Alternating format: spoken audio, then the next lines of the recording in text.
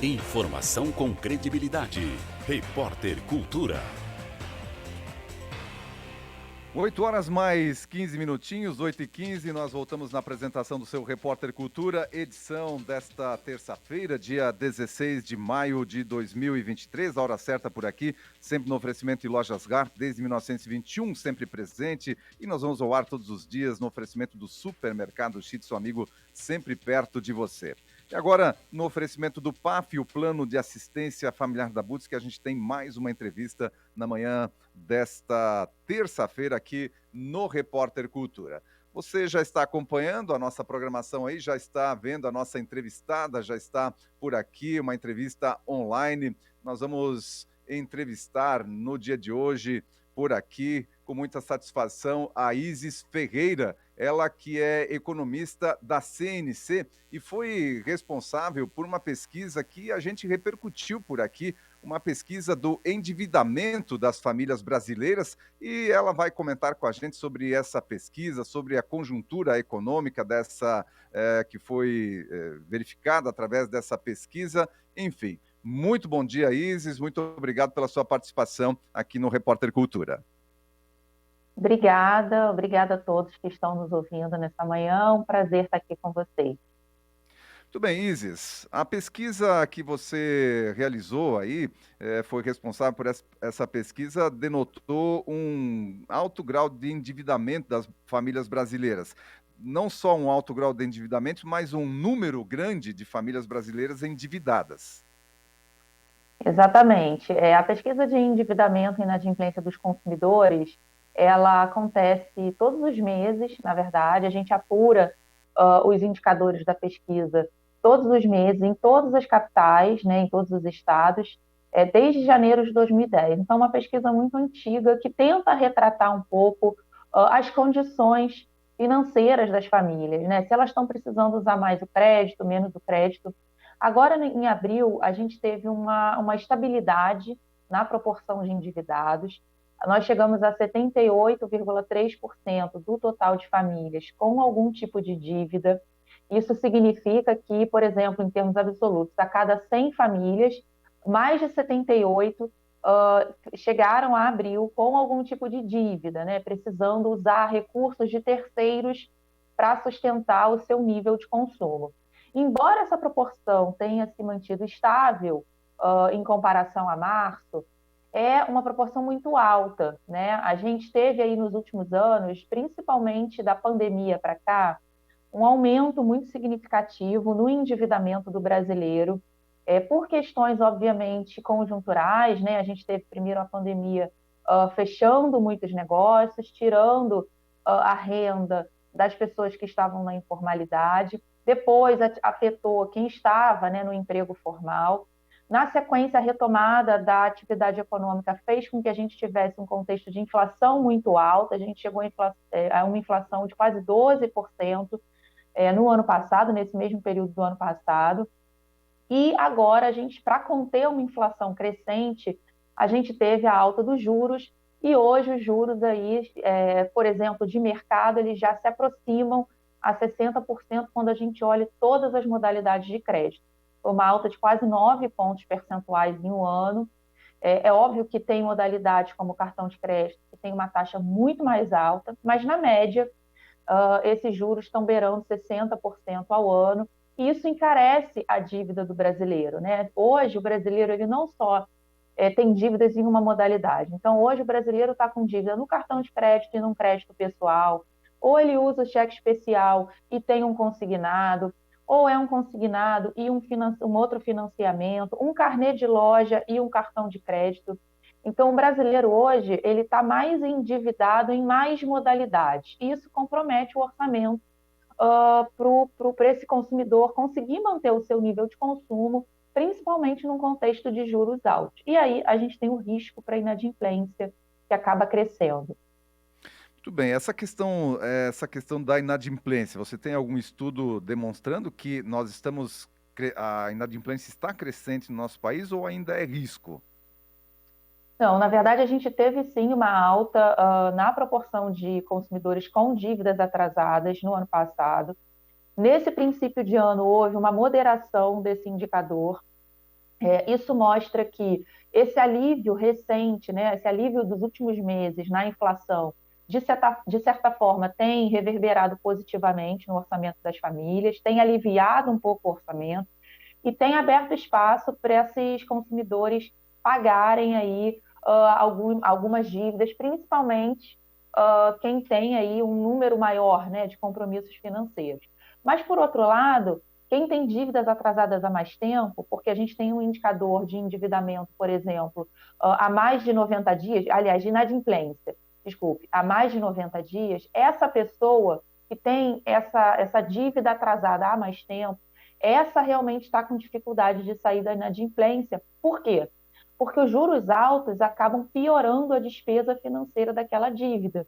O valor daquela dívida aumenta muito e muito rápido no tempo, porque os juros são maiores. Então, as penalidades acabam piorando o valor daquela dívida, né? Quanto mais tempo você demora para pagar um compromisso, né? Uma dívida que está atrasada, e aí essa pessoa está com dificuldade de superar, de pagar essa dívida, de renegociar, principalmente se ela tem ali uma faixa de renda que não tem tanto espaço para ela poder fazer uma renegociação vantajosa.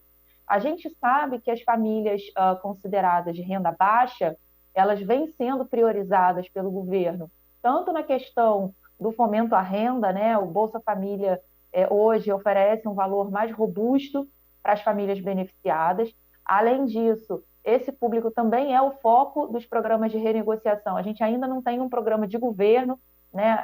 A gente tem só notícias em relação ao desenrola, mas, de certa forma, as instituições financeiras já estão olhando com outros olhos para esse público de baixa renda para tentar melhorar esse cenário para a inadimplência. Por quê? Porque a inadimplência ela não é boa para ninguém, ela não é boa para quem está inadimplente, né?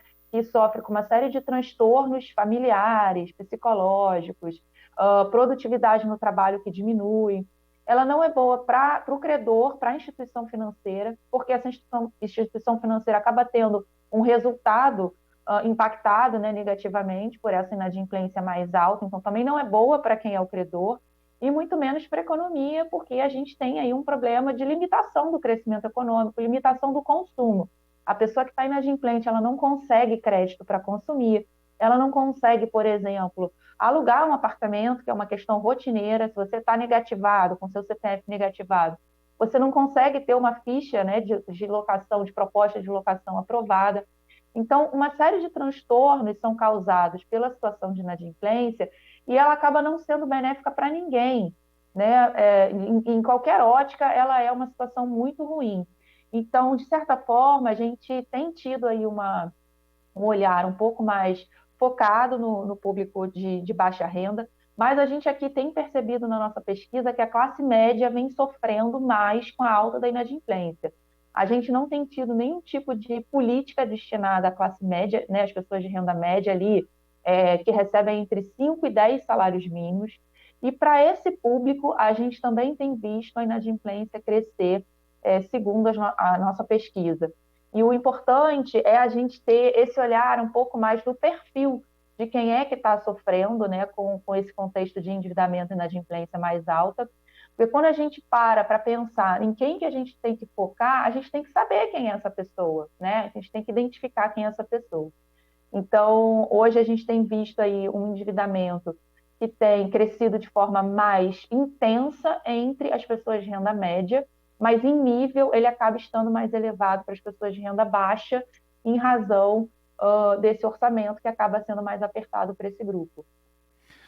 Uma informação importante que você passa, Isis, é que a gente sempre leva em conta a taxa de referência da economia, aí os 13,75%, né, que é a taxa básica de juros, mas você comenta aí que a taxa média é de 60%. Explica um pouco melhor isso para a gente. Sim, quando a gente fala em juros, né, a gente tende a pensar na taxa básica, que é a Selic, que de certa forma ela é um guia, né, para o próprio mercado de crédito. Mas quando a gente fala das taxas de juros praticadas pelo mercado, pelas instituições financeiras, em todas as modalidades de crédito, né, para as pessoas físicas, para os consumidores, esses juros é diferente. O que o mercado pratica é diferente daquilo que é a Selic, né, que é definida pelo Copom e que é colocada em prática e orientada pelo Banco Central. São dois conceitos de juros diferentes. Hoje, os juros de mercado, que são os juros cobrados, por exemplo, se você vai pegar um empréstimo no crédito pessoal, ou se você vai fazer um financiamento, né, de imóvel, automóvel, ou se você vai usar o parcelamento no cartão de crédito, ou até mesmo um consignado, quando a gente olha todas essas modalidades de crédito, cada um tem uma taxa específica, né? O consignado é um crédito mais barato, porque tem uma taxa mais baixa. O crédito pessoal é um pouco mais alto que o consignado, mas é mais baixo que o crédito rotativo do cartão de crédito, por exemplo. Quando a gente olha todas essas modalidades e vê a média, hoje a média está próxima a 60%, que é muito maior do que a Selic. E o que a gente tem que levar em consideração? Bom, se eu tenho uma inadimplência alta, por mais que a Selic passe a baixar, né? Bom, houve espaço na inflação, o Copom entende que pode começar a baixar a Selic, mas o que a gente tem de inadimplência dentro da carteira das instituições financeiras vai dificultar um pouco a queda dessa taxa praticada no mercado, ou dessas taxas praticadas pelo mercado. Por quê? Porque se eu tenho uma inadimplência alta, como é que eu vou reduzir o custo desse crédito para um público que não está conseguindo pagar por ele? Então, a gente aqui não tem no cenário, primeiro, uma expectativa de que os juros de mercado vão cair de forma muito expressiva no curto prazo, pelo contrário, a gente considera aqui que esses juros devem permanecer num nível elevado, e isso é um ponto de atenção para os consumidores. Bom, se eu tenho juros altos, né, se eu tenho o custo desse dinheiro que não é meu, que é de um terceiro, para eu usar, para financiar o meu consumo, se ele está alto, eu tenho que ter um cuidado ao usar esse crédito. Porque se eu tenho um risco, né, de não pagamento, se eu não estou seguro no meu emprego o suficiente, ou se as condições no orçamento da minha família não estão boas o suficiente para eu endividar mais, eu tenho que ter no meu radar que esses juros vão continuar altos. Então, eu tenho que evitar me endividar mais, primeiro sanear aquilo que eu já estou pagando, né, que eu já tenho de dívida, para aí sim pensar em usar novamente o crédito, porque os juros vão continuar altos. Então, as pessoas precisam se planejar, se organizar, para que elas não entrem na condição de inadimplência. Então, a diferença principal entre a Selic e os juros de mercado é essa.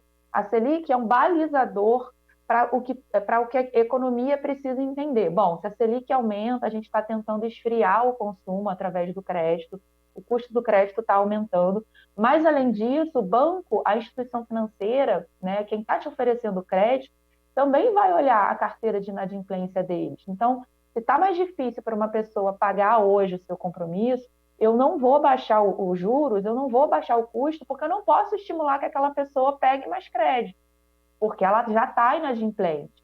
Então, é um pouco essa a diferença, tá? Juros de mercado é o que os bancos e as instituições financeiras praticam no dia a dia nos contratos de crédito, diferente da Selic, que é a taxa que baliza aí os juros, o nível de juros da economia como um todo, em busca aí de um melhor controle da inflação. Muito bem explicada essa situação. Outra coisa, Isis, a gente já entrando na parte prática, aproveitando aí a sua presença aqui, uma questão que certamente é um comentário que a gente ouve de muitas pessoas, é a seguinte: o INPC aí de abril fechou em 0,60, alguma coisa, até foi acima, né, da expectativa do mercado, enfim, e que é aquilo que é usado como referência de inflação. Mas quando você vai no supermercado, você repara que as coisas não subiram só 0,60%. Então, mais ou menos, né, numa explicação mais didática, esse cálculo da inflação, como é que ele é feito? Ele é usado somente com certos itens de cesta básica, enfim, como é que se chega nesse indicador?